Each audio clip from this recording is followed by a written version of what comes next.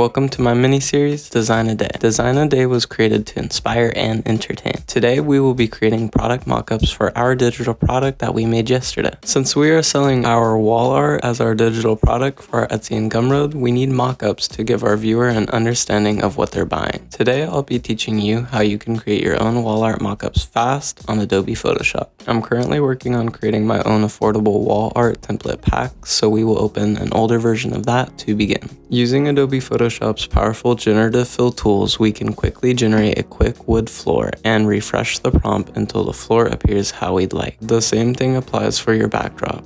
Refresh the prompt with new adjectives until you're happy with the result. Now we need our main canvas. I tried using the prompt picture frame for a while, then remembered we're doing wall art in the first place. And then used wall art as our prompt, and we still got a frame. Our canvas will have a black frame around it because we like frames. We will turn it into a smart object and double click into it to edit the contents. Using the quick selection tool, we can select the center canvas and duplicate it as a new layer, which we can color additionally. This separates our border, giving us the ability to also change its color as well. Now name these two layers. Drag your image above the canvas layer and it should automatically create a clipping mask, and our mockup should update automatically. Now using Photoshop's impressive toolset, we can add the final touches to our mockup. For this video, I added a little bit of shadows behind our wall art, as well as a shadow on the floor and light reflecting off the art as well. Then I threw it into the camera raw filter and did some final adjustments to the exposure and detail of our image. And here's the final result. We can use mockups like this to help sell the digital wall art we created on day 2.